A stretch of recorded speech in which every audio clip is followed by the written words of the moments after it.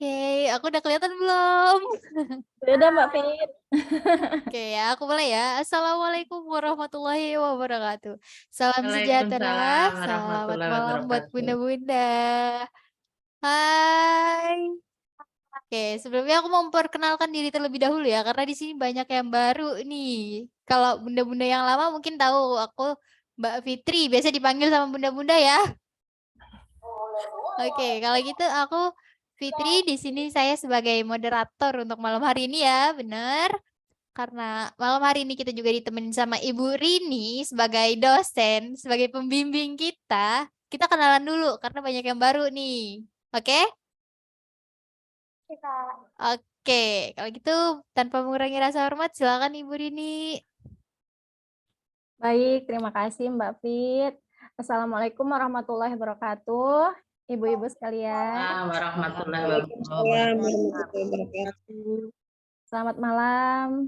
Semoga kita selalu sehat ya dan alhamdulillah melalui Zoom pada malam hari ini dengan kegiatan bimbel seperti biasa yang sudah mengikuti, tetapi saya lihat pesertanya di sini bertambah gitu ya. Jadi pastinya ada banyak banyak dari ibu-ibu sekalian yang baru gabung. Dan mudah-mudahan ibu-ibu sekalian juga sehat di sana dan kedepannya bisa kita sharing ya. Di sini bukan saya mengajarkan, namun kita sharing.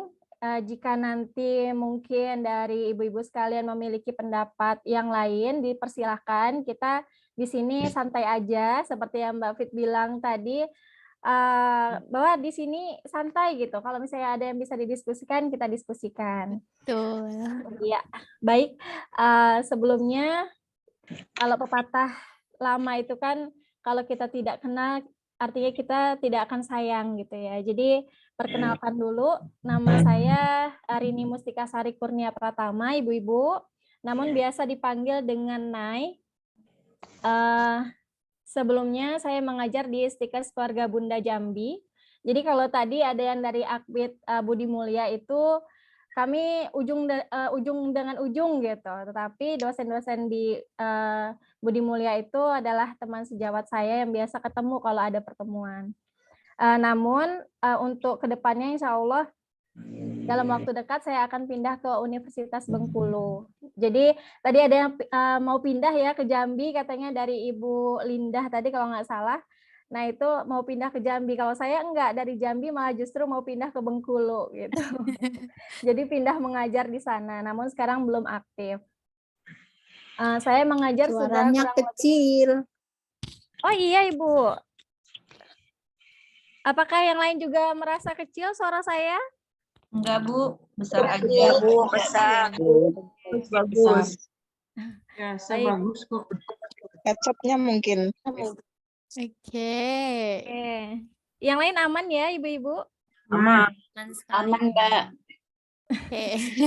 Oke, jadi saya sudah kurang lebih 11 tahun mengajar dari 2012. Dari 2012, kemudian D3-nya saya di Jogja di Universitas Ahmad Yani Yogyakarta, kemudian D4-nya saya di Universitas Ngudi Waluyo dan S2-nya di UNAN. Dan sejauh ini saya sudah, ini di bulan ini saja sudah pertemuan ketiga saya, dan dengan Mbak Fit kebetulan udah kedua kali ya Mbak ya kita ketemu. Iya, betul Ibu. Dan barangkali itu aja ibu-ibu sekalian perkenalannya. Oh iya, untuk sekarang saya sedang di kampung halaman, jadi di Serolangun, barangkali ada yang tahu tetangga-tetangga di Jambi atau di sekitarnya. Biasanya saya di Jambi kota. Jadi mungkin nanti aman Mbak terkait dengan azan karena di sini agak jauh dari masjid. Biasanya kita break Oke. dulu ya Mbak kalau pas azan Isya gitu. Oke. Kebetulan tadi saya ini lagi azan, Bu. Makanya dari Iya. tadi saya sambil dengerin. Iya. Oke, barangkali itu aja Mbak perkenalan dari saya. Oke, baik Ibu. Terima kasih. Gimana? Udah kenal kan sama dosen kita, yaitu Ibu Rini. Ini bakal seru nih malam hari ini. Kita bakalan santai, sharing, terus Iya. dapet materi juga dari Bu Rini. Bener kan, Bu? Iya, insya Allah. Oke. Namun intinya saya tidak mengajarkan di sini ya Mbak Fit. Seperti Iya. yang tadi saya katakan, kita sharing aja di sini. Barangkali nanti ada yang ada argumen lain atau mungkin ada tambahan, dipersilahkan. Saya tidak menutup kemungkinan untuk itu. Betul sekali, benar. Karena apa? Karena kemarin banyak yang nanya juga, saking banyaknya. Kita sampai ada yang sharing-sharing, bener-bener sharing ya Bu ya? Iya. Minta tambah soal juga yang pertemuan pertama tuh pernah Betul. itu Mbak. Betul sekali Bu. Saking serunya sampai kebanyakan yang minta soal. Iya. Oke. Buat bunda-bunda udah siap belum nih buat mengerjakan materi? Iya, dari tadi juga. Oke, udah siap dari tadi juga. Oke. Udah nggak Kalau sabar gitu, ibu-ibunya Mbak Fit. bener banget nih, udah nggak sabar. Kalau gitu kita tanya dulu nggak sih materi apa sih yang bakal dibawain nih Bu? Iya, seperti biasa Mbak Fit, kalau saya campur, ada KB, ada hamil, kemudian ada nifas gitu. Oke, jadi Campur. masih sama ya, di Iya. mix lagi malam Iya. hari ini. Oke, untuk materinya di share screen dari Ibu atau dari saya lagi? Dari saya aja Mbak. Oke. Silakan Ibu, buat bunda-bunda siap-siap ya. Untuk pengerjaan soal, 1 menit 1 soal ya. Sudah muncul Mbak Fit? Oke, sudah Ibu.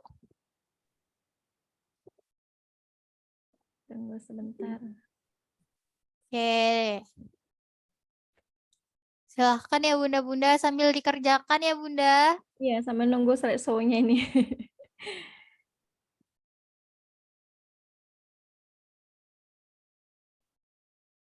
Sudah muncul slideshow-nya di sana Mbak Fit? Kaput dan Udah Bu. Sudah. Baik.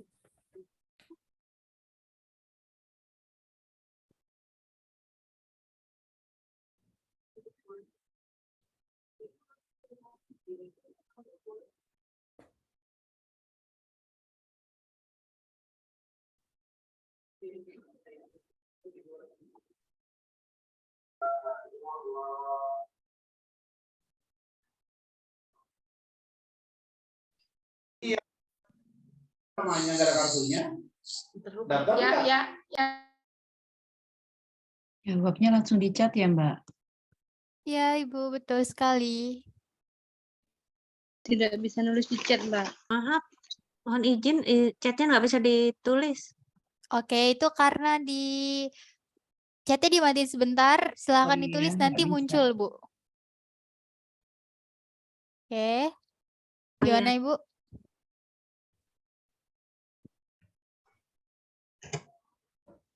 Sudah bisa, Mbak. Ya, silahkan Ibu, karena waktunya sudah habis ya, nggak apa-apa. Kita di sini santai. Ya.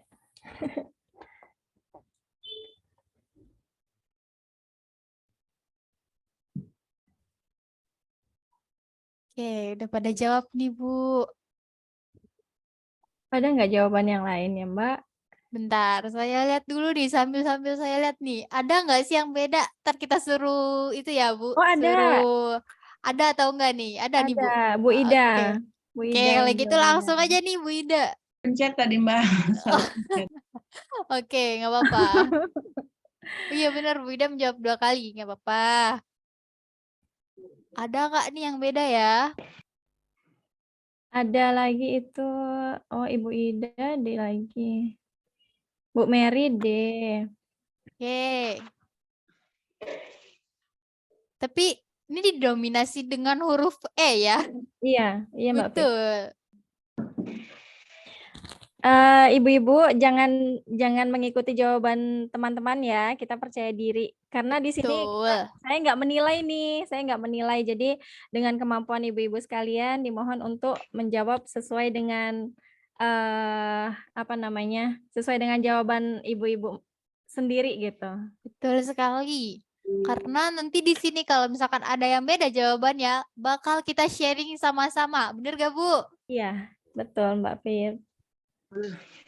Oke, tadi yang menjawab beda silahkan ya. Siap-siap untuk menjelaskan. Nanti yang E juga dapat giliran ya. Ya. Oke, silahkan yang menjawab D untuk menjelaskan kenapa nih menjawab D dan alasannya kenapa itu maksud saya.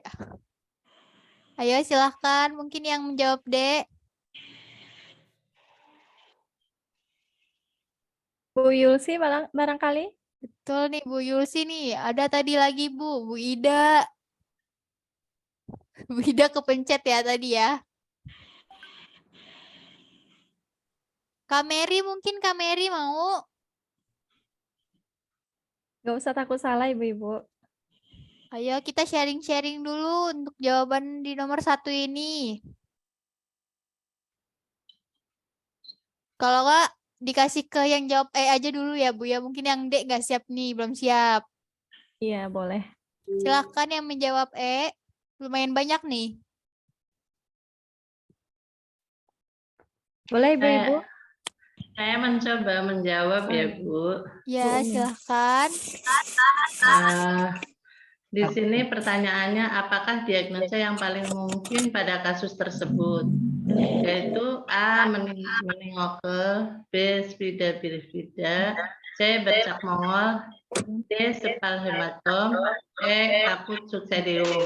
Nah di sini bayi laki-laki umur 1 jam di rumah sakit, masa gestasi 40 minggu, riwayat persalinan spontan, menangis kuat, gerakan aktif, hasil pemeriksaan berat badan 4.000 ya, ini ketutup, panjang 51, pernafasan 40 kali per menit, suhu 35 per menit, 36,5 per menit. Terdapat odem pada berbatas tidak jelas, teraba lunak dan lembut. Maka saya jawaban kaput succedium. Maaf ya Bu kalau salah.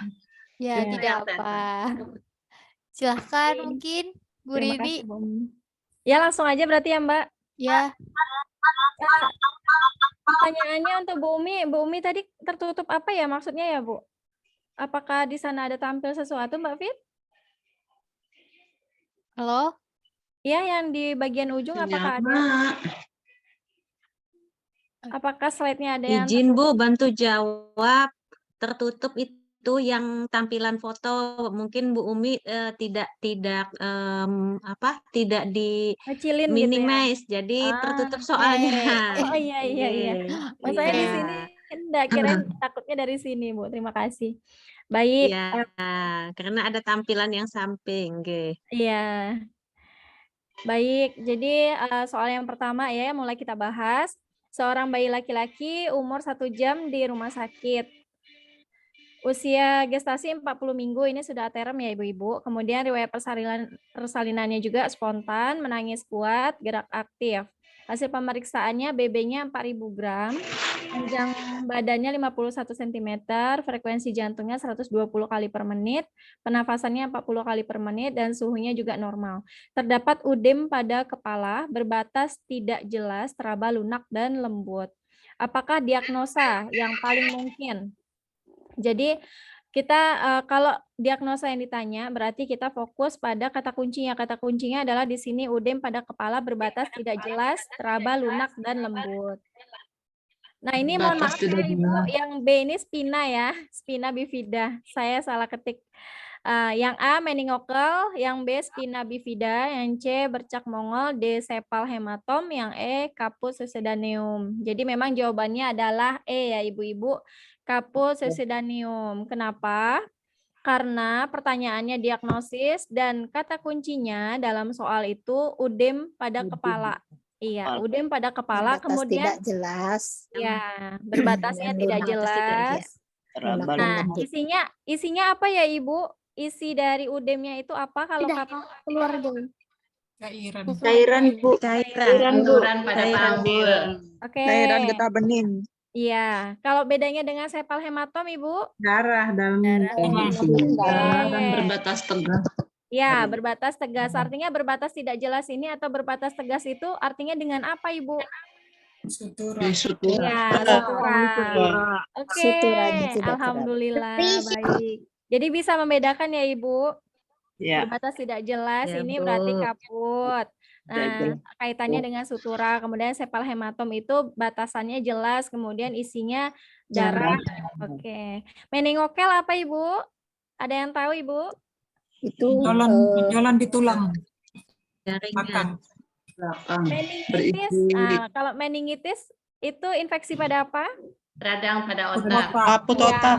Laput otak. Jadi, oke, jadi kalau meningokel Ibu, Ada yang keluar, jadi cairan dari otaknya ada yang timbul iya, di kepala. Benjolan. Muncul. iya di Ya. bagian kepala ya Ibu, bagian Iya. kepala belakang biasanya yang muncul benjolan. Kemudian spina bifida Ibu. Kelainan tulang belakang. Tulang belakang. Tulang belakang. Iya, di bagian tulang belakang atau sumsum tulang belakang gitu ya Bu. Nah di sana juga ada benjolan. Kemudian bercak Mongol, apakah bisa sembuh Ibu? Bisa. Biasanya tidak sembuh ya, kayak Tidak, Bu. tutununan. Karena itu biasanya bawaan dari lahir. Bawaan lahir. Iya. Nanti bisa hilang warnanya- sendiri, Bu. Iya, kadang Yang- bisa hilang sendiri, kadang dia sudah besar tidak hilang gitu ya Bu. Biasanya di bagian Nggak hilang juga, Bu. Ada yang hilang juga. Iya, ada yang hilang Ibu, ada yang hilang, Menipis ada kalau juga bukan sampai- hilang, menipis. Ini kejadiannya kadang ada yang hilang juga Ibu, kadang ada yang memang sampai dewasa itu dia tidak hilang, ada yang lebih menghitam seperti tompel gitu, ada yang juga memang menipis.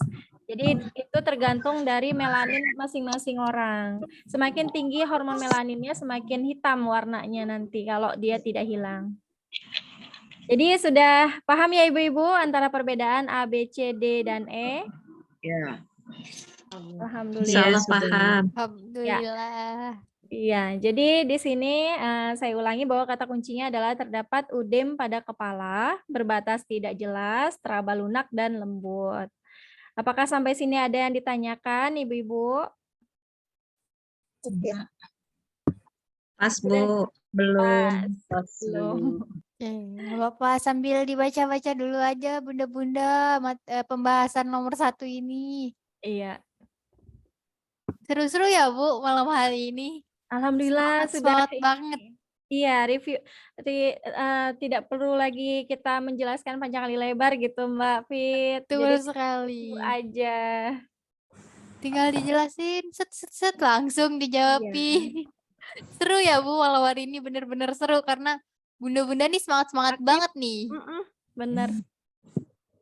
Gimana? Aku tanya ya, udah pada siap buat lanjut ke soal berikutnya atau belum? Siap. Oke, lanjut. siap ya. Iya.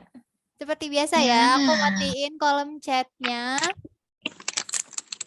Habis itu dikerjakan selama 1 menit 1 soal ya bunda-bunda.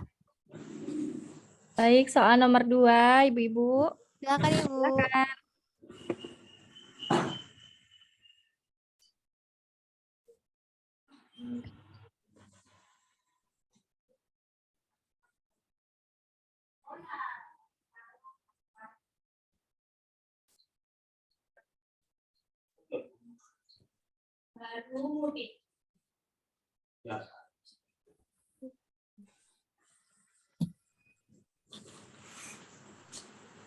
Berapa Pak Suki?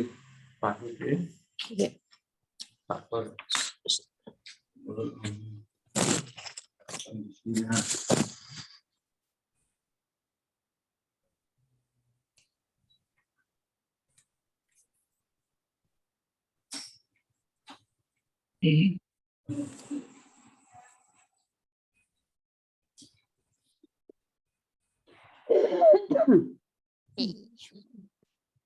Oke, waktunya sebentar lagi ya, udah mau habis. Oke, waktunya sudah habis. Kita lihat ya. Jawaban bunda-bunda bakal sama atau bakal ada yang beda nih? Pasti mungkin terjadi terhadap keluhan yang dirasakan. Masih ada yang ngerjain ternyata Bu. Nggak apa-apa ya. Gak apa-apa, Mbak. Bu Iva nih. Seru soalnya anggotanya banyak. Bener banget Bu, bener-bener. Bu Iva langganan nih. Bener banget nih, setia banget Bu Iva. Oke, jawabannya sepertinya sama kayak yang tadi ya. DE. Oke, mungkin yang menjawab D terlebih dahulu ya. Iya, D dan E ya. Bener nih Bu. Oke. Oh, ada yang C, Mbak. Mana nih? Wah, bener. Ada yang C ini kayak saya kurang fokus sepertinya nih.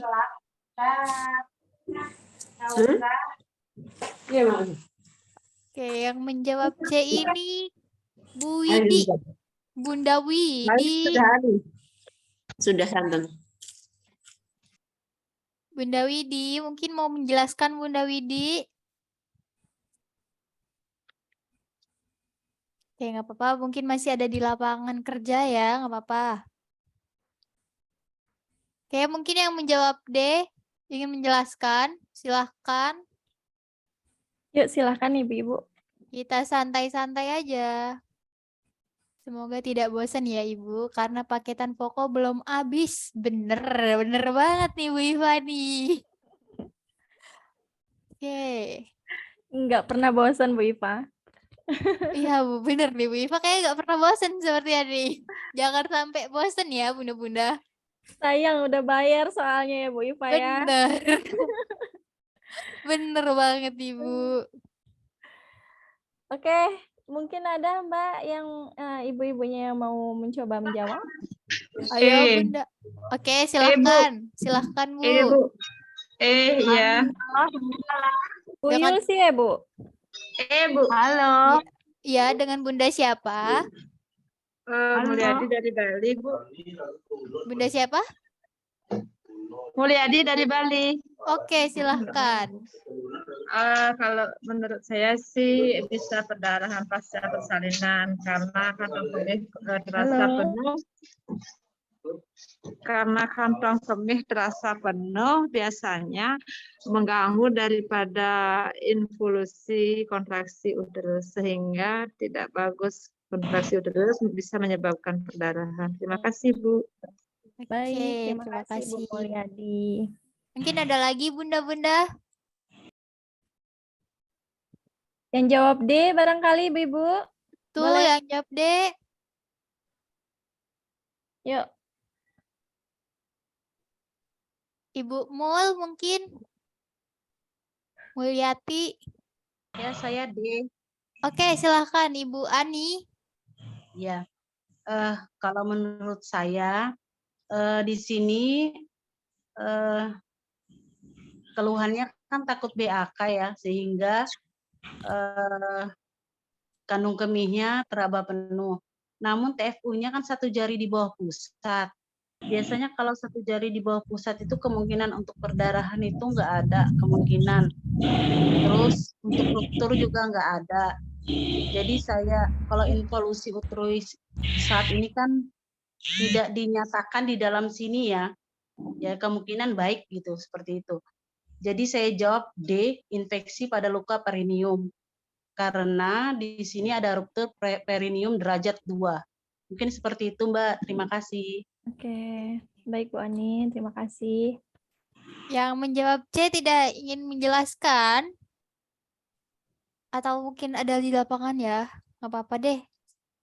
Kita lanjut ke pembahasan aja ya Bu ya, karena mungkin beberapa bunda-bunda nih ada yang di lapangan juga nih soalnya. Iya. Oke, silahkan Lanjut Ibu. aja ya Mbak. Baik. Baik Ibu-Ibu, kita bahas soal nomor 2. Seorang perempuan umur 31 tahun, nifas 2 jam di TPMB dengan keluhan takut BAK. Riwayat persalinan spontan, ruptur perineum derajat 2. Hasil anamnes, bayi menyusu kuat. Hasil pemeriksaan, tekanan darah normal, nadi normal, pernafasan normal, suhu normal, TFU, 1 jari di bawah pusat juga baik ya. Kemudian kandung kemih teraba penuh. Pertanyaannya adalah apakah komplikasi yang mungkin terjadi terhadap keluhan yang dirasakan sesuai kasus tersebut? Jadi iya, yang ditanyakan adalah komplikasi Ibu-Ibu. Kemudian terhadap keluhannya apa? Keluhannya takut BAK. Takut BAK ini akibatnya adalah kandung kemih yang penuh. Akibatnya kandung kemih yang penuh karena keluhannya tadi takut BAK. Jadi ngempet pipis gitu ya Ibu. Kemudian di sini opsinya adalah ruptur uterus, kemudian B tromboflebitis, kemudian yang C involusi uteri baik, D infeksi pada luka perineum, yang E perdarahan pasca persalinan. Jawabannya yang tepat adalah Ibu Mulyadi tadi, Ibu Mulyadi.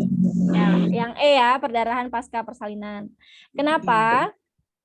Kenapa? Karena seperti yang Ibu Mulyadi tadi jelaskan bahwa untuk di sini pertanyaan adalah komplikasi. Jadi kemungkinan nanti akan terjadi apa gitu ya Ibu, yang lebih hebatnya kalau tidak ditangani dengan segera. Nah, kita lihat lagi. Kita lihat di pertanyaannya. Di sini adalah fokusnya itu di keluhan. Keluhannya takut BAK. Takut BAK ini mengakibatkan kandung kemih yang penuh. Penuh Sedangkan kandung kemih yang penuh itu dia bisa akan menghalangi polusi. Kontraksi uterus. dia akan menghambat dari kontraksi uterus yang Iya. seharusnya harus keras, ini lembek. Itu namanya apa, Ibu? Polusi. Infus. Itu Antonia. Iya. Atonia jadi- uteri. Oke, benar. Jadi akan terjadi atonia uteri karena kandung kemih yang penuh. Nah, kalau atonia uterinya terjadi, itu bakal komplikasinya apa? Perdarahan. Iya, Perdarahan. Perdarahan.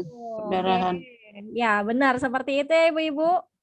Ya. Nah, jadi kita untuk yang D ini infeksi pada luka perineum, kalau di atas karena kita lihat kata kuncinya nih Ibu, kata kunci dari pertanyaannya komplikasi terhadap keluhan ya, keluhan. Keluhannya apa? Keluhannya pada kasus adalah keluhan takut BAK. Takut BAK menyebabkan kandung kemihnya penuh. Nah, gitu ya. Jadi akan menyebabkan atonia uteri, kemudian atonia uteri ini komplikasinya adalah perdarahan pasca persalinan atau perdarahan postpartum. Sampai sini adakah yang memiliki pendapat yang berbeda, Ibu? Ayo bunda-bunda, mungkin ada yang beda nih pendapatnya dari Bu Rini. Iya, sambil kita lihat untuk yang opsi lain ya Ibu-Ibu.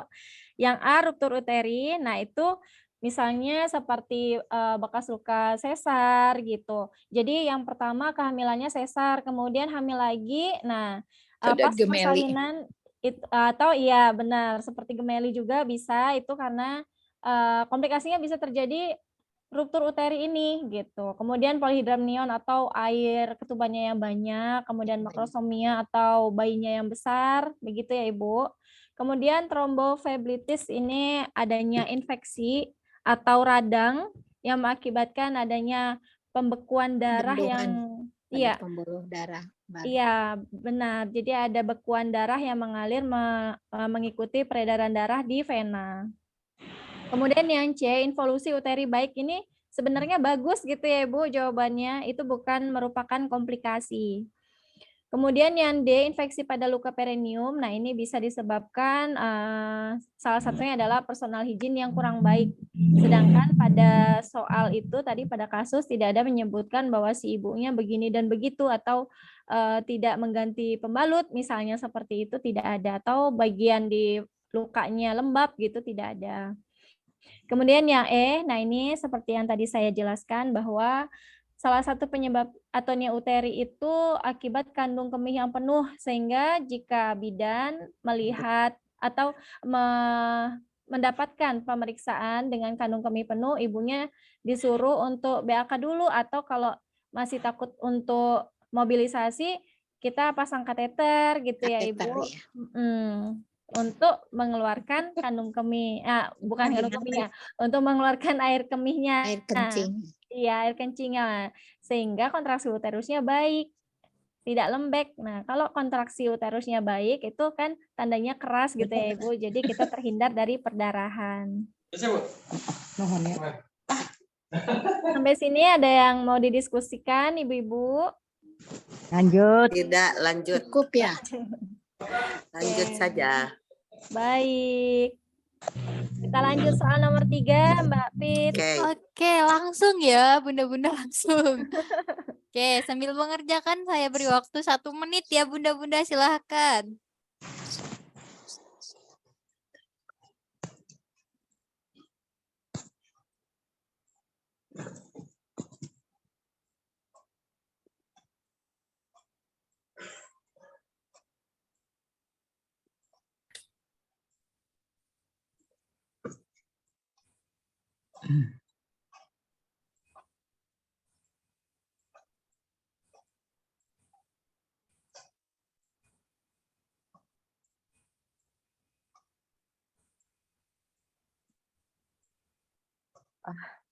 Belum Oke. dikirim. C, Bu, C. Oke, mohon dijawab di kolom komentar ya Bunda-Bunda. Mungkin nggak isi Mbak kolomnya. Gede sudah. Oke, Belum dibuka ya? iya belum, tapi nggak apa-apa sambil dipencet aja dibuka, Bu. Bunda. Izin kok, kalau pas soal dimatikan Mana aja. mencet ya? Oh, Dari oke, host sudah. aja kan. Ganggu Sudah Nggak selesai bisa. ya Bunda waktunya. Nah, barunya mau.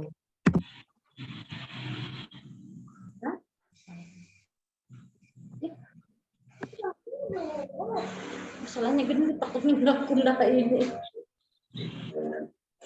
Oke Bunda. Oke, aku mute dulu ya Bunda-Bunda.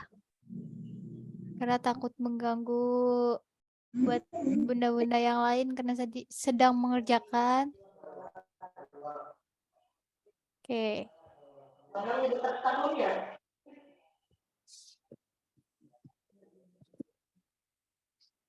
Oke, di sini jawabannya C semua ya Bunda-bunda. Iya. Oke, sebentar. Mute-nya kalau pas 1 menit. Iya, bener nih Bu Iva. Saya lupa tadi.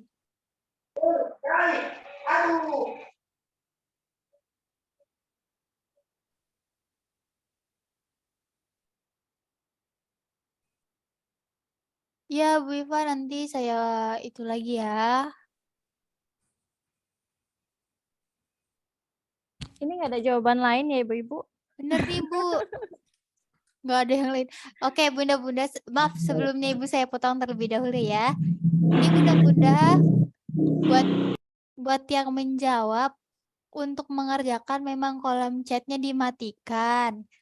Dipencet saja 1 kali itu langsung nanti dikirim. Pas saya buka itu jawaban udah keluar semua ya Bunda-Bunda. Pencet yang mana? Seperti biasa Ibu, seperti menjawab biasa saja. Di jawaban ABC-nya Iya, betul Ibu di kolom dipijit chat. begitu. Iya, langsung kirim nanti bisa kok. Oke, kalau gitu adakah yang mau memberi alasan di jawaban C ini? Saya mencoba menjawab.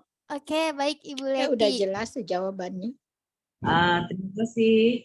Saya menjawab dengan distosia bahu dengan alasan karena setelah dipimpin menelan 45 menit, akhirnya kepala lahir. Tetapi bahu anterior macet di simplicis pubis. Mungkin itu Bu jawabannya. Terima kasih. Baik, terima kasih Bu Leti. Mungkin ada yang beda nih sama Bu Leti, mungkin ya. Ya itu dari tinggi pundus uteri aja 39 cm. Jadi TBBA kemungkinan di atas berapa? 3,5 itu mungkin. Oke, baik. Karena anak kedua ini nih harusnya kalau TFU-nya tidak 39 mungkin saja tidak distosia. Oke. Baik, terima kasih Ibu Aat ya. Iya. Ya. Tidak Ibu Aat penampakan sepertinya ini lagi. Ibu Aat sepertinya orang Sunda ya. Iya, orang Sunda banget. Sundais Abimah. Sundais. Tasik Malais. Aduh. Tasik Oke. Malaya. Oke, ini kita lanjut ke pembahasan ya Bunda-Bunda. Ya, boleh. Ya, lanjut aja sepertinya. Silakan Ibu. Oke, baik. Soal nomor 3, terima kasih tadi Ibu Leti ya, kalau nggak salah dengan Ibu Aat.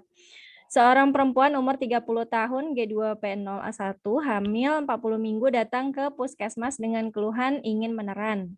Hasil pemeriksaan TTV baik, TFU 39 cm, presentasi kepala DJJ 136, kontraksi 5 kali dalam 10 menit selama 45 detik, pembukaan lengkap, ketubannya negatif, kepala di hot 4.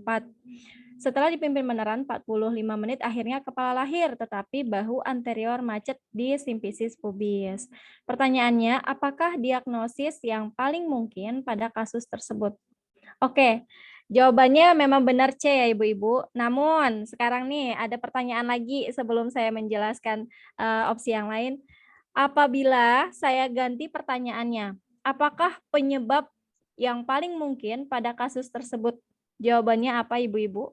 Makrosomia. Makrosomia. Oke, Betul. Tropomia.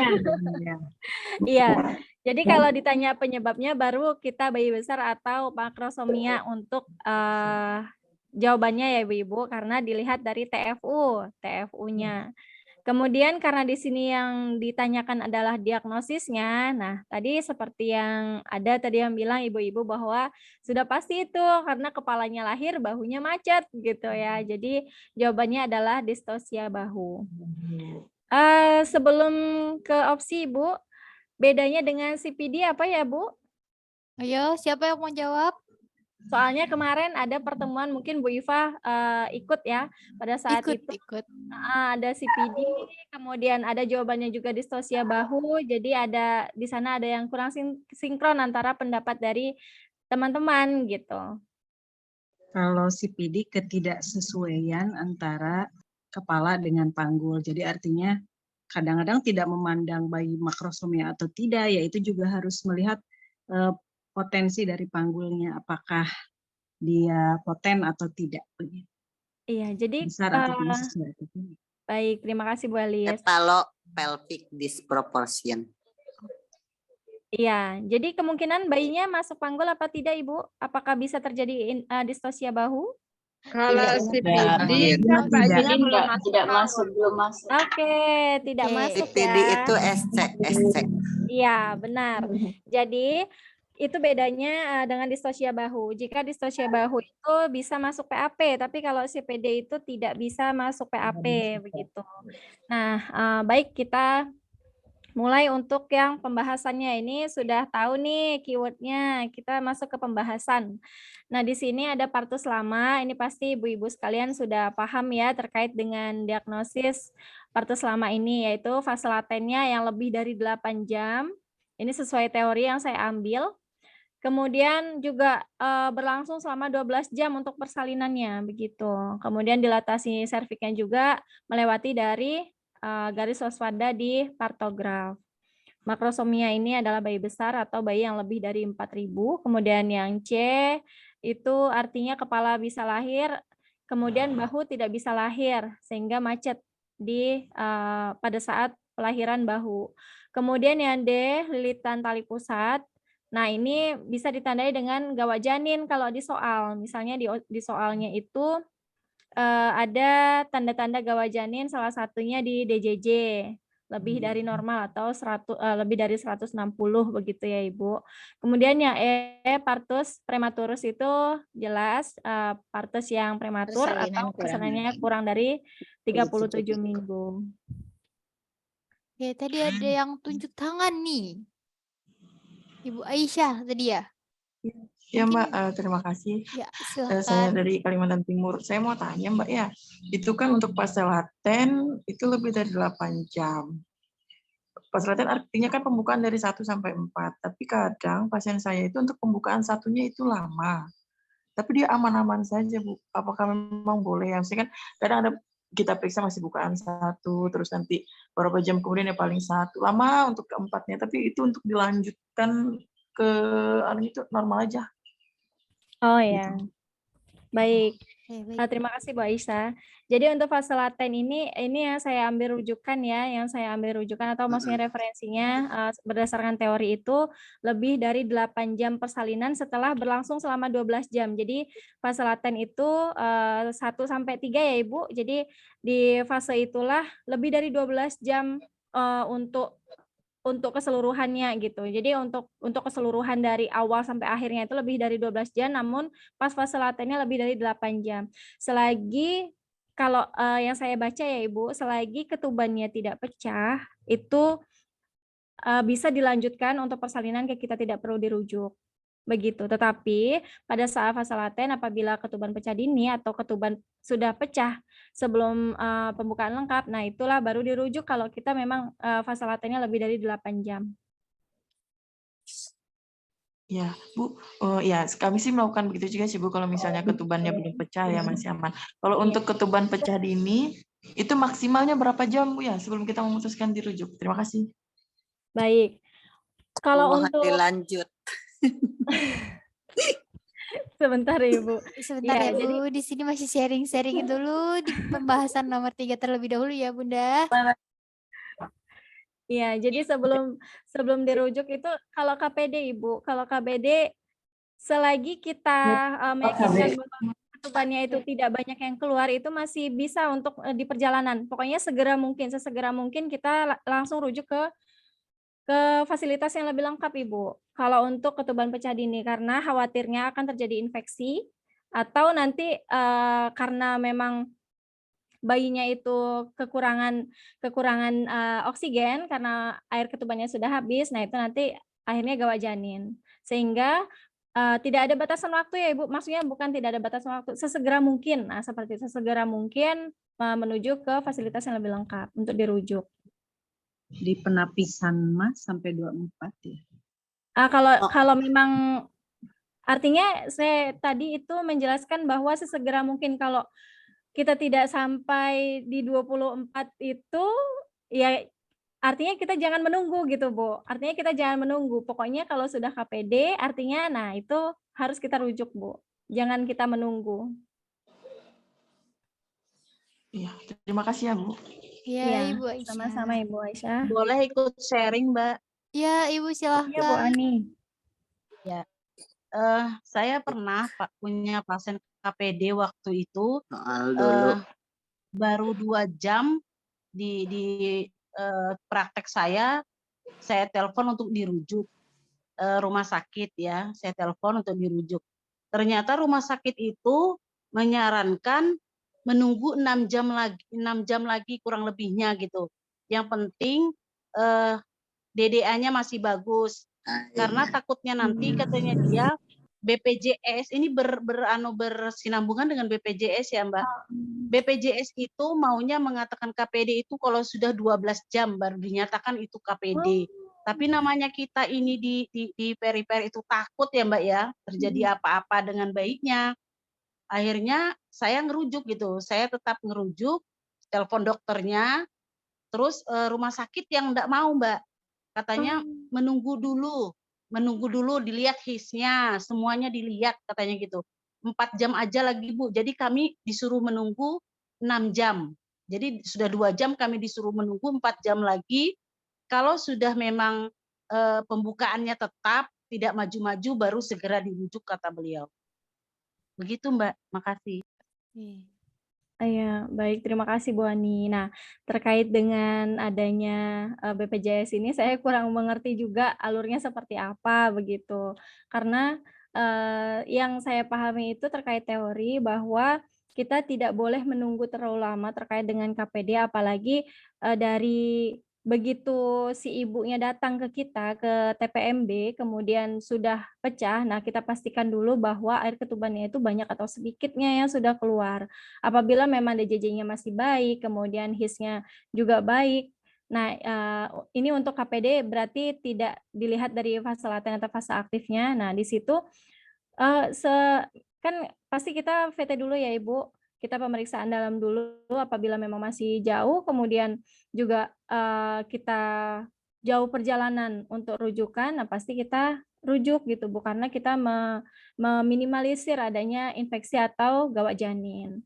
Namun terkait dengan Ibu Ani yang ceritakan tadi, nah itu saya kurang paham juga terkait dengan prosedur. Memang BPJS ini agak ini ya Ibu, kadang tidak memihak terhadap pasien gitu. Nah, itu juga yang suka disayangkan oleh saya sendiri, oleh saya pribadi. Artinya kita juga kadang pengen seperti Ibu Ani bilang tadi, kita pengen rujuk, tapi ternyata rumah sakitnya nggak terima gitu. Akhirnya kita nunggu-nunggu juga gitu ya Ibu. Nah, itu balik lagi ke prosedurnya, prosedur BPJS-nya, bukan karena keharusan kita untuk rujukan karena KPD-nya, tetapi karena BPJS-nya. Barangkali itu Ibu Ani yang bisa saya sampaikan. Lanjut, udah 45 menit. Terima kasih, Mbak. Oke, Ya, ya tolong sebentar, lanjut, ya, lanjut. ya sebentar ya. Ini pembahasan di nomor 3 sudah selesai, Ibu. Karena tadi ada mohon pembahasan ke topik soal terlebih dahulu. Mungkin tadi saya udah dengar kata untuk pembahasan nomor 3 udah belum ya, Bu ya? Pembahasan nomor 3 udah kan ya, Bu ya? Udah, tolong lanjut. Udah.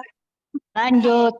Tadi yang nanya waktunya sampai jam berapa ya? 20.00 ya, Bunda? Lanjut. Silahkan.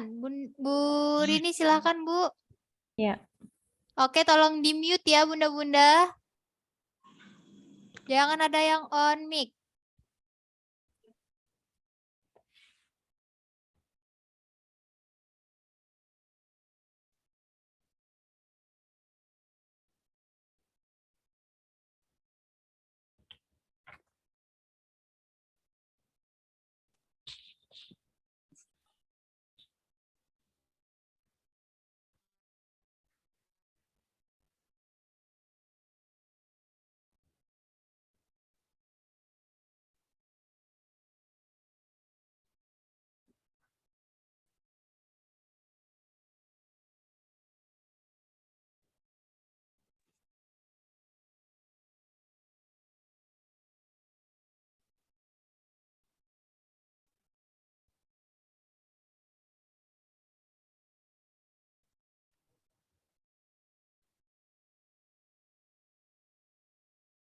Oke, waktunya sudah habis ya, Bunda.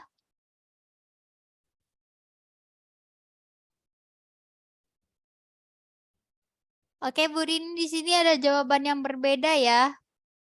Agak beragam nih malam hari ini nih. Di soal nomor 4 agak beragam. Iya. A, B, E, D. Sebentar D. ya, Bunda.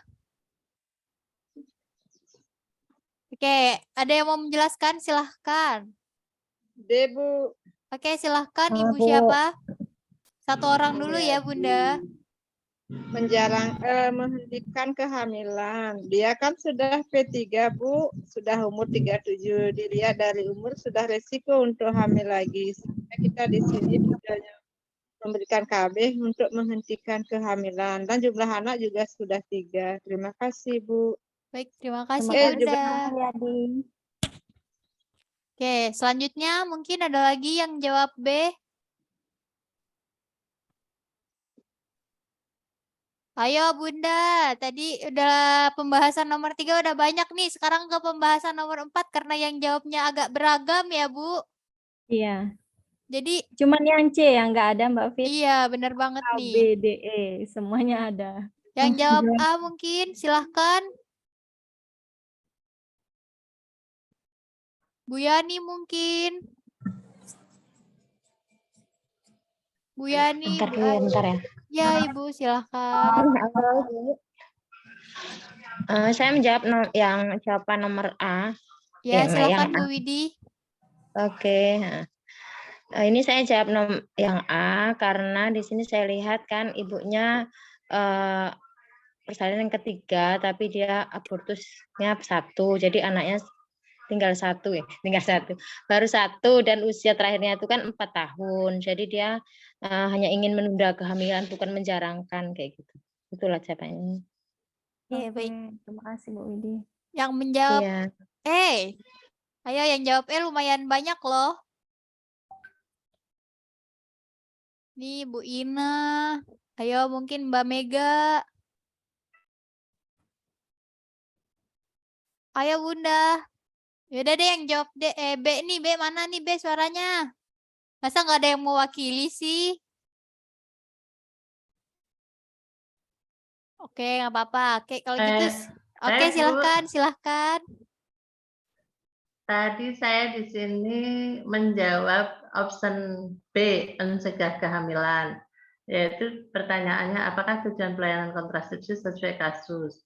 Data kuncinya yaitu umur 37 tahun P3A1, datang ke rumah sakit untuk menjadi aseptor KB.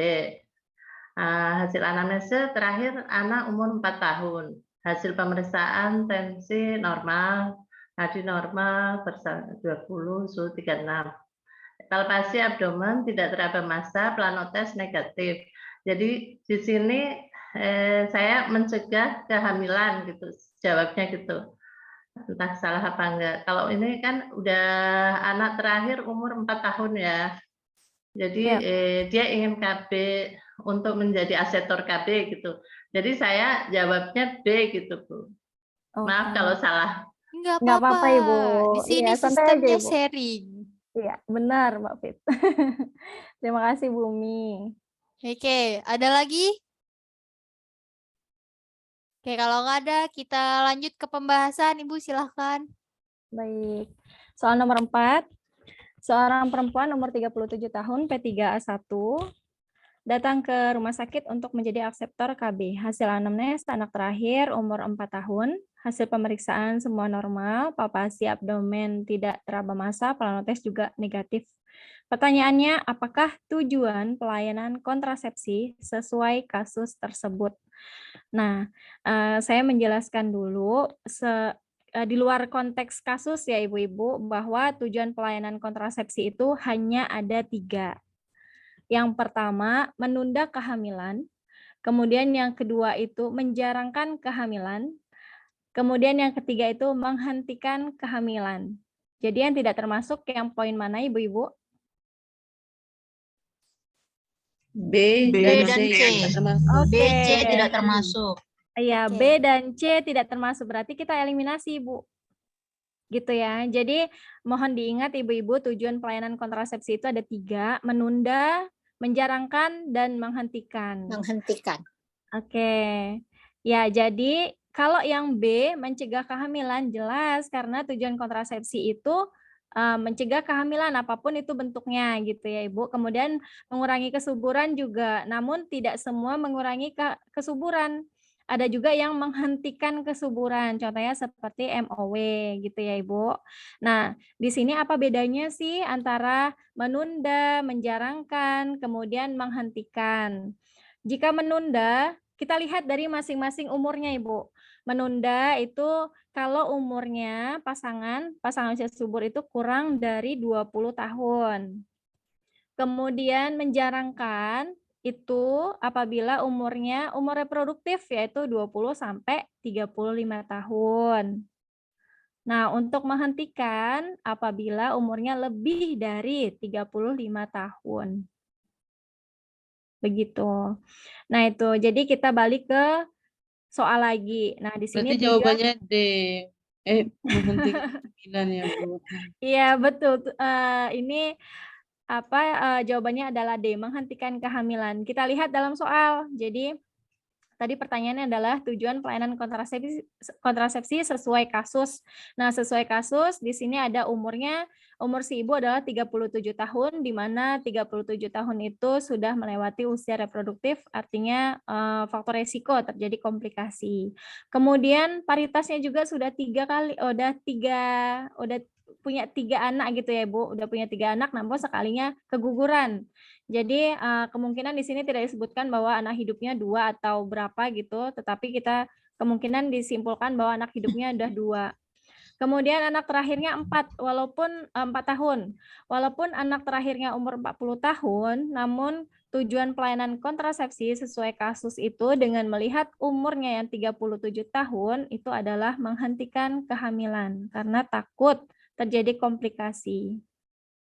Kita melihat di kasus ya Ibu. Nah, jadi jawabannya adalah D, menghentikan kehamilan.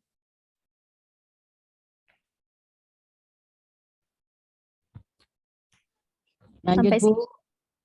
Sampai sini adakah yang mau didiskusikan Ibu-Ibu? Tidak ada, Mbak. Lanjut. Terus. Lanjut. Oke, nggak apa-apa Bu. Kita kasih lanjut semua biar nanti di soal terakhir sharing-sharing deh buat bunda-bunda yang mau sharing. Ya Ibu, silahkan Ibu. Iya, Mohon soal nomor 5. Ya, mohon di mute off ya. Suaranya di mute ya. Silahkan Bunda.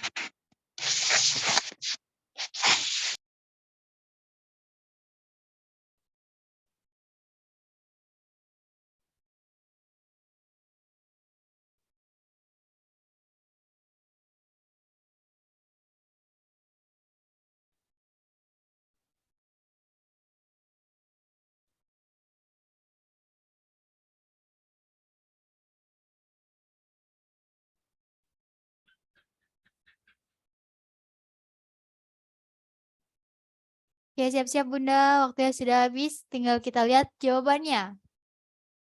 Beragam atau masih sama? Oke, seperti biasa ya. Ada yang memberikan jawaban.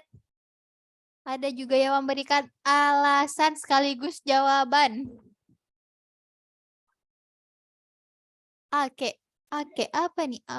Oke, ada ya ternyata jawabannya ya. Oke, Ibu Sriati, silahkan Ibu.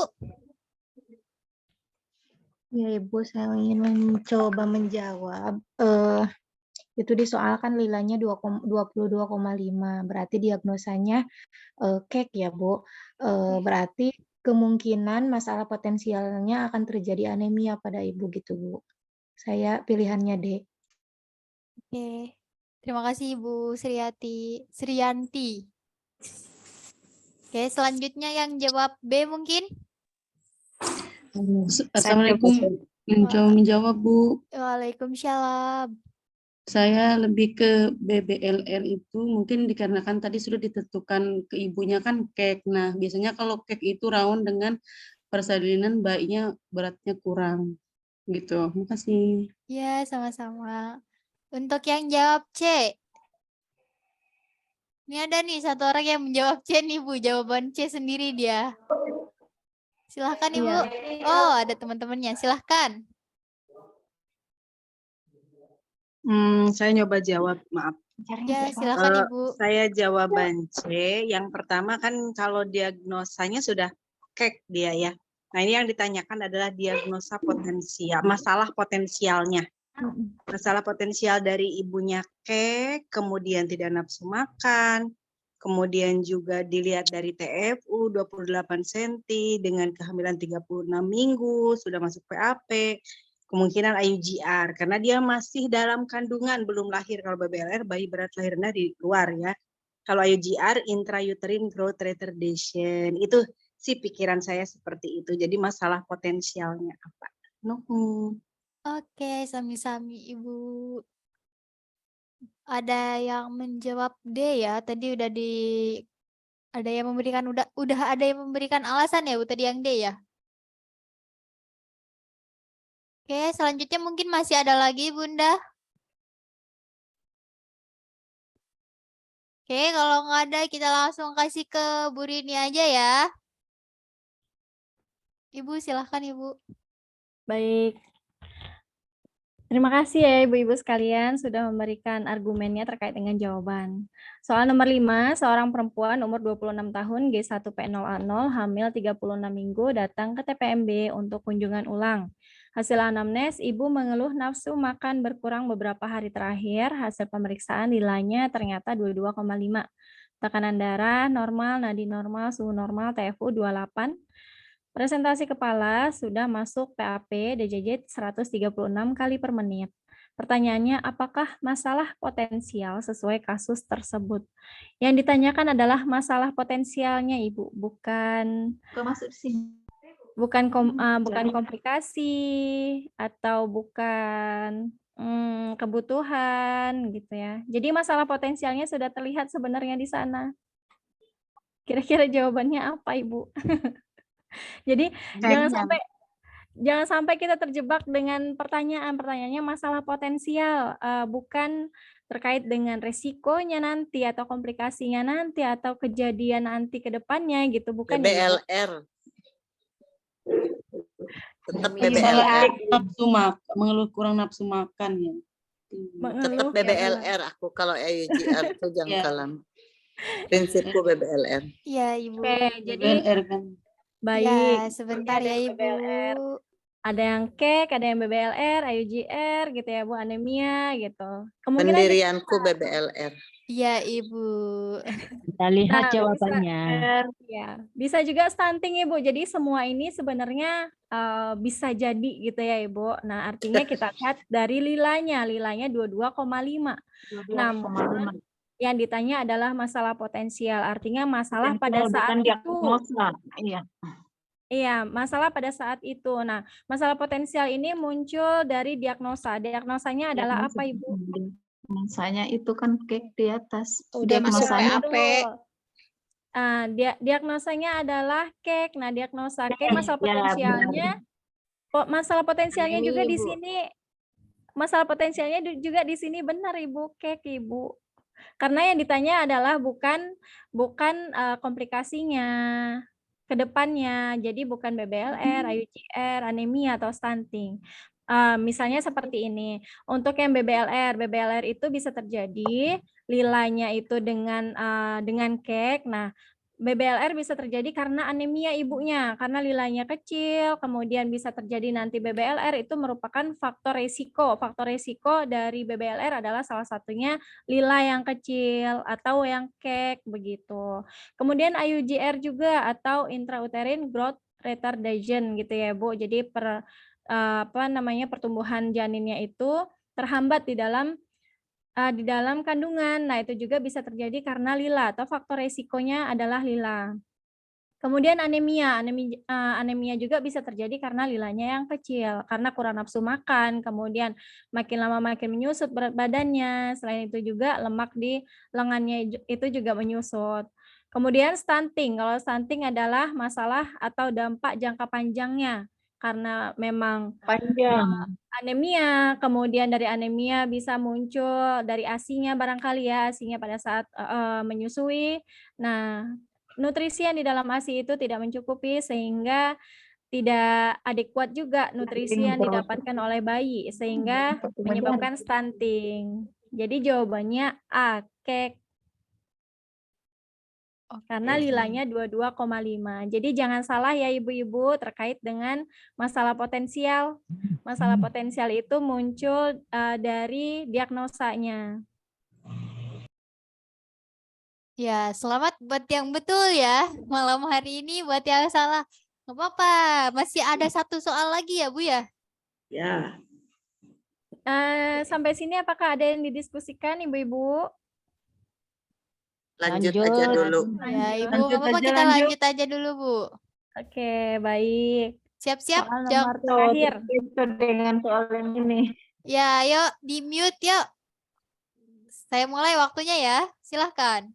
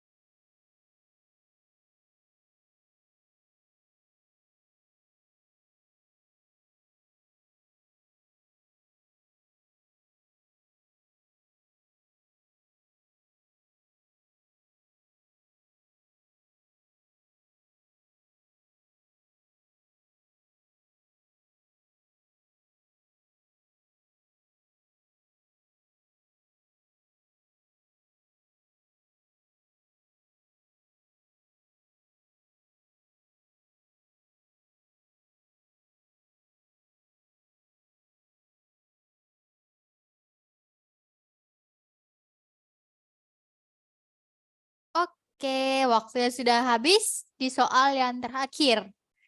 Kita lihat jawabannya ya. Harus ada yang memberi alasan nih, karena udah soal terakhir juga. Oke. Jawabannya BD. B, ada yang jawab B, ada yang jawab E, ada yang jawab D. Dari tadi nggak jauh-jauh sama huruf D dan E ya, Bu ya? Oke, mungkin yang jawab B terlebih dahulu. Ayo Bunda, ada yang mau memberikan alasannya kenapa menjawab E atau B atau bahkan D?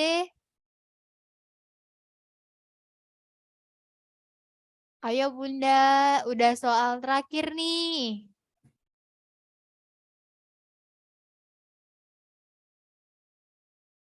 Ibu-ibu, siapa yang berkenan untuk memberikan alasan terkait jawaban? Ayo Bu Tuti. Iya, saya coba ya Bu, minta maaf kalau ada yang salah. Di Ya, sini apa-apa. kan kata kuncinya ibunya sudah mengatakan ingin menyusui secara eksklusif. Jadi kita asuhan kebidanannya tinggal memberi dukungan aja untuk menyusui secara eksklusif. Walaupun dia di atas menderita penyakit apa? Ini ibu terinfeksi hepatitis B begitu. Kalau salah mohon diperbaiki. Terima kasih Bu Tuti. Terima kasih Bu Tuti. Argumennya ya. Oke, yang jawab E atau B, D masih sama ya. Ayo, selain jawaban Bu Tuti ada lagi? Atau sudah cukup di Bu Tuti aja atau kita lanjut ke pembahasan ke Bu Rininya?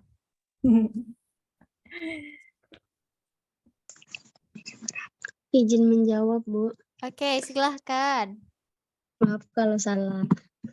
Gak apa-apa, gak apa-apa Bunda. Di sini kan Ibu mengatakan sudah menyusui nih, sudah ingin menyusui. Tapi ibunya terinfeksi hepatitis B. Jadi saya menjawab D. Kita edukasi dulu ibunya untuk imunisasi dasar lengkap. Gitu aja kali ya. Maaf kalau salah. Ya, Nggak Ibu. apa-apa Ibu. Terima kasih Terima sudah berargumen. kasih. Oke, udah ya, nggak ada lagi nih. Ayo Bunda, ada lagi nggak? Oke Ibu, sepertinya sudah tidak ada. Silahkan Ibu. Baik. Soal terakhir ini ya Ibu-ibu sekalian, mudah-mudahan masih semangat. Seorang ibu di TPMB telah melahirkan bayi laki-laki. Telah dilakukan asuhan bayi baru lahir. Ibu mengatakan ingin menyusui secara eksklusif. Hasil anamnes ketuban jernih, bayi lahir menangis kuat, tonus otot baik, warna kulit kemerahan, ibu terinfeksi hepatitis B. Hasil pemeriksaan suhu, denyut jantung, respirasinya normal. Pertanyaannya adalah apakah asuhan kebidanan yang tepat sesuai kasus tersebut? Sebelum saya memberikan jawabannya, pertanyaan saya yang pertama adalah, apakah ibu yang terinfeksi hepatitis B boleh menyusui bayi? Boleh. Boleh. Boleh, Bu. Harus diberi. Tapi sebelumnya harus diberi dukungan untuk menyusui secara eksklusif. Dia harus bayinya dapat imunisasi dulu, Bu, biasanya. Baru boleh. Oh gitu, harus dapat imunisasi. Boleh, tapi harus dapat imunisasi dulu gitu ya Ibu? Iya, pencegahan supaya tidak tertular hepatitis B dari ibunya. Biasanya kan habis lahir disuntikan tuh. Imunisasi Oh, HBIG. Itu mah HBIG, di sini kan ABC-nya nggak ada. Oke. Jadi boleh ya Bu, tapi catatannya dengan imunisasi dulu. Biasanya kalau yang terinfeksi hepatitis B itu pertama dikasihkannya hiperhep dulu. Setelah 1 jam diberi hiperhep baru baru HBO. Baru bisa dikasihkan ASI. Oke, jadi kalau kita melihat dari opsi ini Ibu-ibu, kita tidak melihat imunisasi yang lain, apakah boleh diberikan ASI? Boleh. Boleh ya? Boleh. Oke, baik. Jadi ibu yang terinfeksi hepatitis B itu boleh diberikan ASI, boleh memberikan ASI eksklusif. Jadi jawabannya yang tepat adalah yang E, memberi dukungan untuk menyusui secara eksklusif. Nah, itu sudah ada undang-undangnya di sana terkait dengan triple eliminasi dari ASI gitu ya Bu, tentang ASI-nya. Jadi ibu yang sifilis, kemudian ibu yang hepatitis itu boleh memberikan ASI eksklusif terhadap bayinya, kecuali yang HIV. Nah, HIV ini barulah kita harus konsultasi dulu ke dokter apabila memang masih aktif untuk HIV AIDS-nya, nah itu diproses lagi atau direhabilitasi lagi untuk si ibunya. Jadi tidak boleh langsung diberikan ke bayinya untuk menyusui, itu ya untuk HIV. Tetapi kalau yang hepatitis B kemudian yang sifilis itu boleh diberikan ASI, boleh memberikan ASI eksklusif. Begitu Ibu. Nah, ini di sini kata kuncinya adalah ingin menyusui secara eksklusif terinfeksi hepatitis B itu tidak masalah diberikan. Jadi kita berikan dukungan. Oh ya, mohon maaf ini yang E-nya kok jadi menganjurkan ibu ya. Tadi di sini di soal adalah memberikan dukungan untuk menyusui secara eksklusif. Nah, di situ. Jadi yang A, pemberian imunisasi ini boleh untuk ibu yang terinfeksi hepatitis B dan sifilis, namun tidak untuk ibu yang HIV.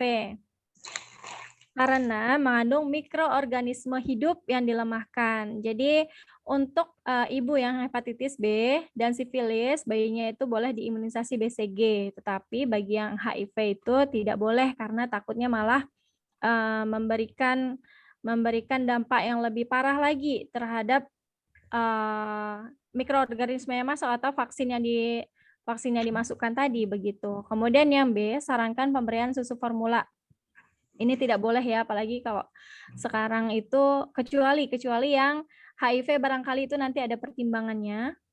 Nah, untuk pemberian susu formula ini ada undang-undangnya juga, Ibu. Dalam pemberian ASI eksklusif malah bisa didenda atau dipenjarakan kalau nggak salah itu 4 bulan atau 4 tahun gitu ya. Saya kurang ingat terkait dengan hukumannya. Kemudian yang C, menjadwalkan imunisasi polio oral atau OPV. Nah, di sini OPV diberikan sebanyak 2 tetes. Ini pasti ibu-ibu sekalian sudah memahami betul, dan pada bayi baru lahir ini kemudian selanjutnya bulan ke-2, 3, dan 4. Ini oral, bukan yang suntik.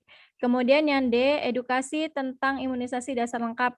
Ini sesuai dengan imunisasi dasar lengkap pada umumnya. Jadi kalau bayi yang dilahirkan dari ibu yang hepatitis B itu biasa aja untuk imunisasi dasarnya, boleh diberikan semuanya, walaupun itu mengandung mikroorganisme yang hidup yang dilemahkan.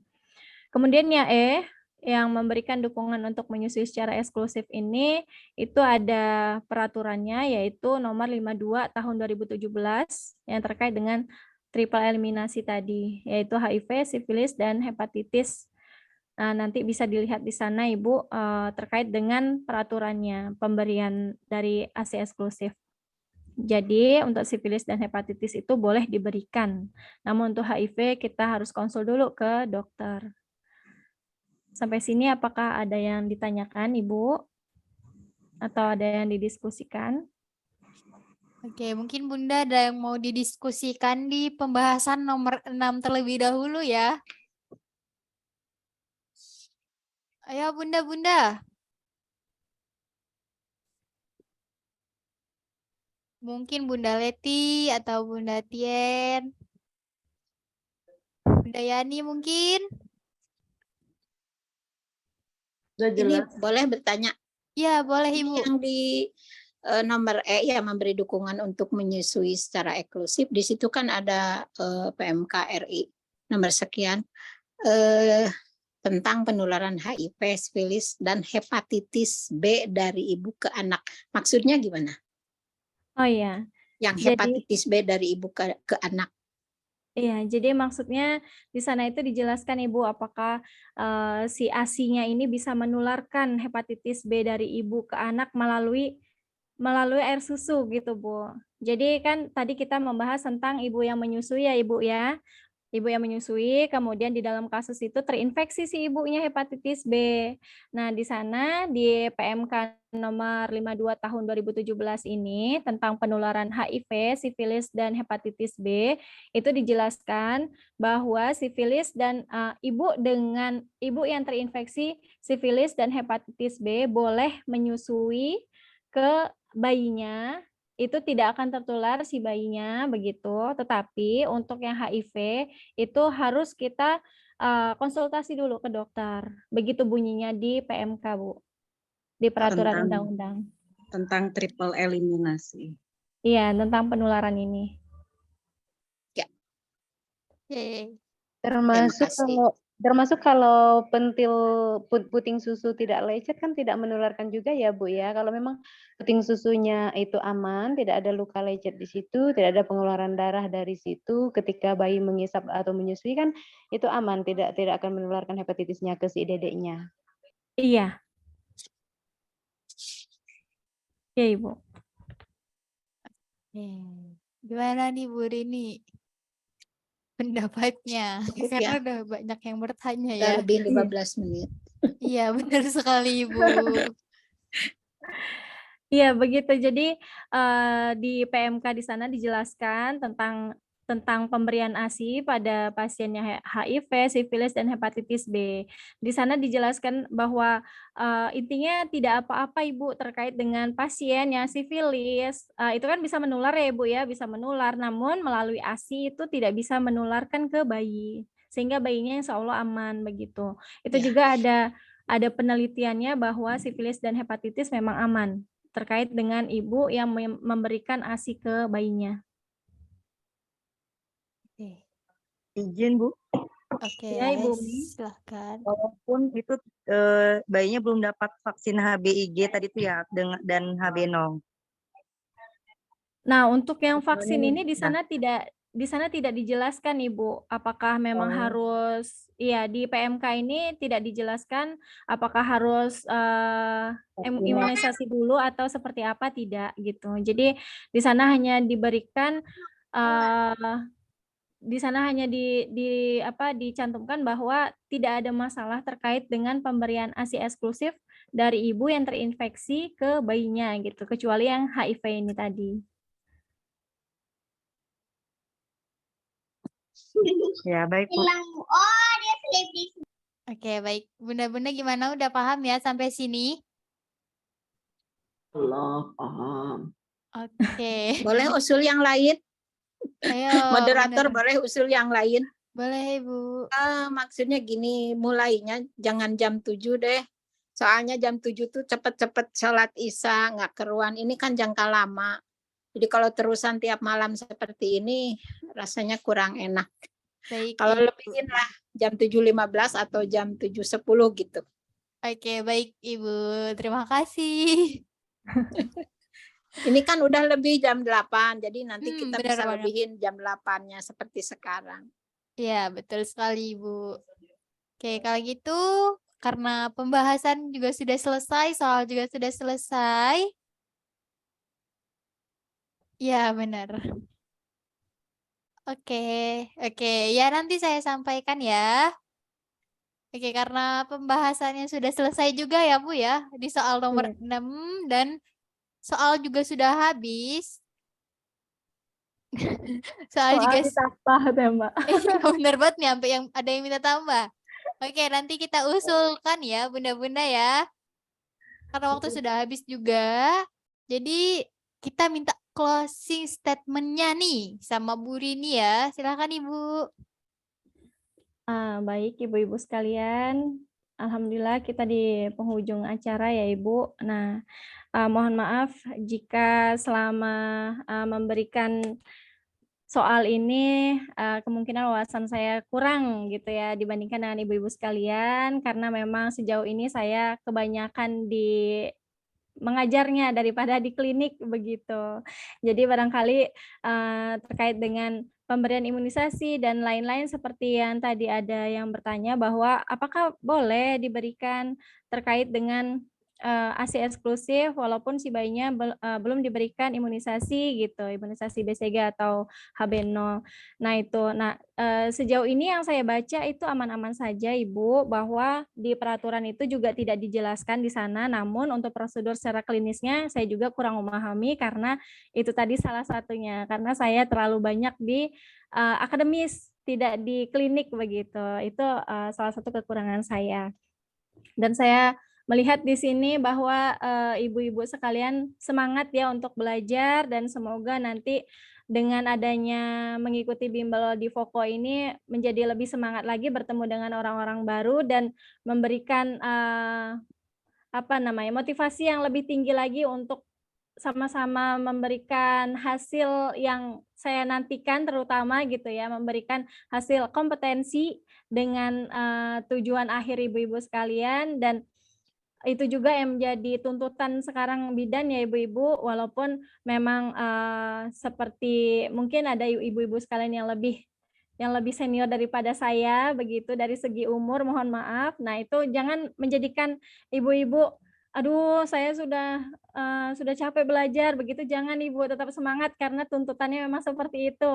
Dan dengan salah satu mengikuti di bimbel Voko ini, mudah-mudahan dipaksa ya Ibu, dipaksa untuk belajar lagi. Apalagi sudah membayar itu sayang sekali jika dilewatkan begitu. Dan mudah-mudahan menjadi wadah dari ibu-ibu sekalian mengikuti bimbel di sini, menjadi jalan menuju kompeten.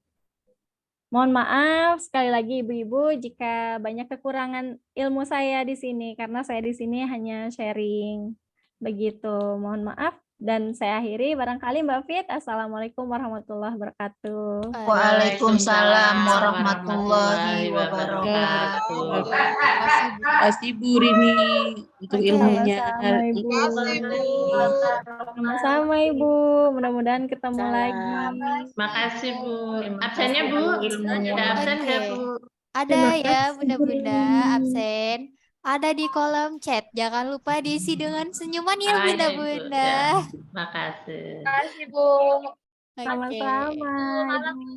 Malam. Oke, Bu Rini selamat malam. Selamat beristirahat buat bunda-bunda. Mohon maaf apabila ada salah kata dari saya. Mohon dimaafkan ya bunda-bunda. Ya, Oke, sama-sama. Kalau gitu kita tutup ya. Assalamualaikum warahmatullahi wabarakatuh. Jangan lupa absen Nggak bisa bunda-bunda. diklik ya, Bu. Absennya nggak bisa diklik. Kenapa absennya nggak bisa diklik ya? Iya. Mbak bisa. Itu ada yang bisa, mungkin ada beberapa yang nggak bisa. Silahkan dilihat lagi ya. Izin live Mbak Fit dan ibu-ibu sekalian. Moderator boleh minta absennya kirim ke grup kah? Baik, selamat malam Ibu, selamat istirahat Bu Rini. Link absennya ya ke grup ya. Nggak bisa diklik yang di sini. Boleh kirim ke WA grup kah? Sudah Bu. Iya, link absennya nggak bisa diklik di sini. Sudah, Kalau bisa, sudah Bu, udah bisa. terima kasih. Bisa.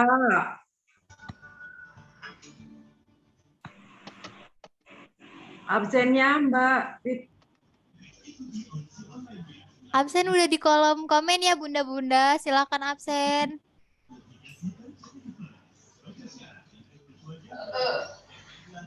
Kalau linknya bisa di copy, kirimkan ke WA grup Ya moderator. sebentar ya. Terima kasih. Ini sinyal yang nggak bisa diklik itu.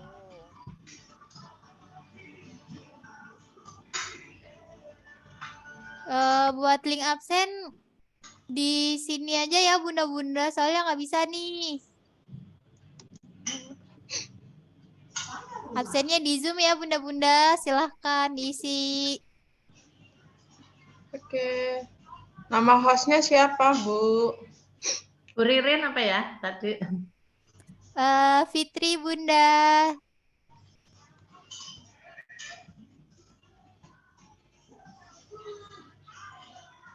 Sudah, saya udah absen. Maaf, salah hostnya.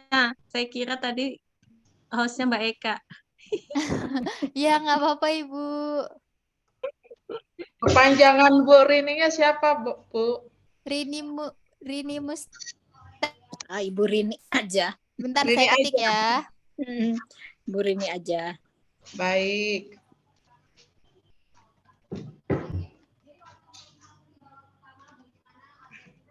Ketik Bu Rini aja ya bunda-bunda.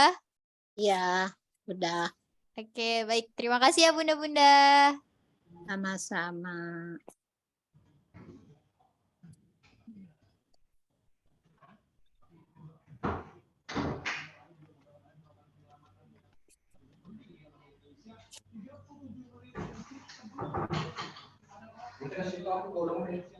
Aduh, moderatornya siapa tadi ya, lupa.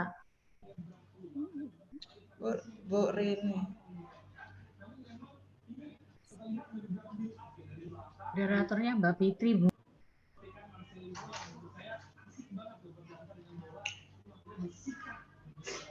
Dan reportnya aktifin anu. Masih nomor HP-nya udah.